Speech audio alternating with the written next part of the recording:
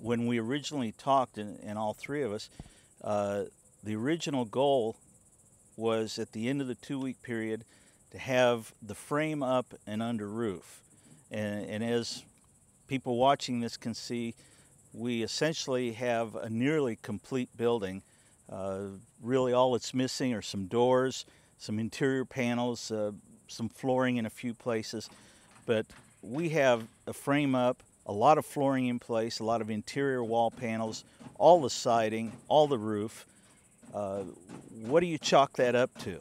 That's more than double what originally we thought we'd accomplish. Oh, that's totally dedication of the people that worked here and their ability to grasp a work ethic that a lot of people in this country have sort of forgotten. And everybody that came out here had that kind of work ethic, that ability to stay focused on task for more than 8 hours a day to complete something. And that's exactly what this took from our employees, from the guild members, from your staff, from the people that volunteered. A lot of 12-hour days is exactly what we attribute that to. And if you're like everybody else I know, before this is complete, you'll have goats in here, or cows. And you're absolutely right. It's far enough along right now that you could put a pen up in there right now and you could put some goats in there. Coming out here every day and talking with lots of people who just visited, the comment was, well, you really couldn't tell who was in charge. You couldn't tell. Neither could we. Yeah, well, sometimes there was a little. It was more a case of not being able to tell the difference between who's supervising and who's working, because everybody's working, and really can't tell who's a guild person from who's a Trillium Dell person from who's a volunteer, a local volunteer. How do you explain that, or can you? I can. We're not strangers to each other. Rick and I work together on a variety of projects. Rick's number 2 man, Matt, is a life member of the Guild. There's lots of crossover between public and private in our history. We've done Guild Trillium Dell projects in the past, but I think we would have that same kind of relationship with any of the professional firms under our umbrella, because we all, work isn't really a 4-letter word. It's more like it's like that Robert Frost poem where he says that he's able to blend vocation and avocation as 2 eyes make one in sight. We actually enjoy this. This is not a struggle or a dismal labor in the trenches. It's a lot of fun. It's animating. It's a lot of fun to work in groups of like-minded people. Our people are under strict instructions to function both as teachers and students every hour of every day, and not just when the sun's up, but around the campfire at night too. We're pretty good at what we do, but we are still plenty humble enough to recognize that our colleagues have something to teach us every hour of every day. So you see people that are very alert to what's going on around them, perfectly willing to pick up the other end of something that's being held by somebody they've never met before and just figure it out. And I hope that's not unique. I think it's not unique. I think it happens in other parts of the culture. So, I don't know, my experience has been that it does happen, but it is important to recognize it when it does, because it's not happening everywhere all the time. well, Partnerships, from my experience and my thinking, are crucial to our being able to move forward, whether it's on a barn or whether other projects. And yet, they're not so common that we take them for granted. no, true enough.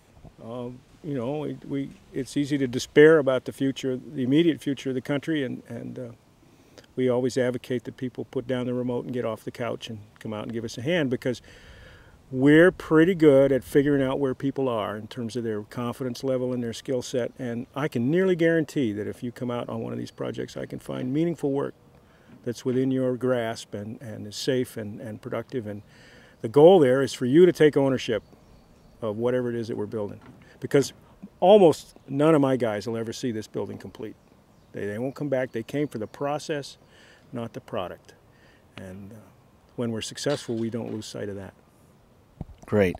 I want to thank you, Joel. The pleasure's ours. And you, Rick, for sharing your 2 weeks and your organizations with us, and for becoming my colleagues professionally and personally, I think.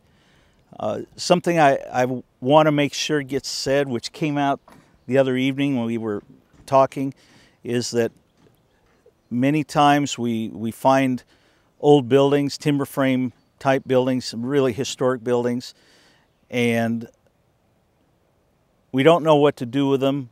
We can tell that they're not going to last much longer, and for most of us, it's a very practical consideration is how can we get it saved. Rick's organization focuses on not getting involved until there's an adaptive reuse, which from his perspective is important consideration. I think each situation with each structure is different and requires a really creative approach. We were approached a year and a half ago with this barn, with the Gindler barn, with the idea of would we accept its donation. At the time that we first looked at it, we had no idea if we would accept it. We didn't know how we could use it. We didn't know what it was going to take to reuse it, or if the building was significant enough for us to expend the resources, the time, the effort to get it done. Rick was able to come in, give us the rationale and assessment of the building, its condition, its significance, and its age, and could get it down, get it off the site in the 10 days that we had to work in. After that, it became a discussion of, okay, now we have this beautiful thing, what are we going to do with it and how can we accomplish it?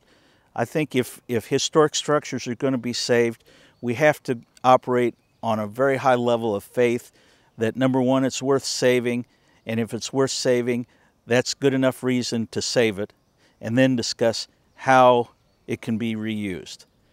Anyway, that's my speech on historic buildings.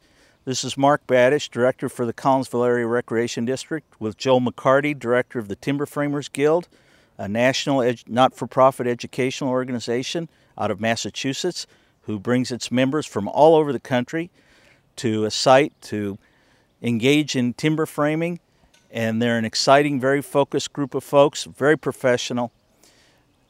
And with Rick Collins, founder of Trillium Dell Timberworks, a business from Knoxville, Illinois, that specializes in the adaptive reuse of timber frame structures.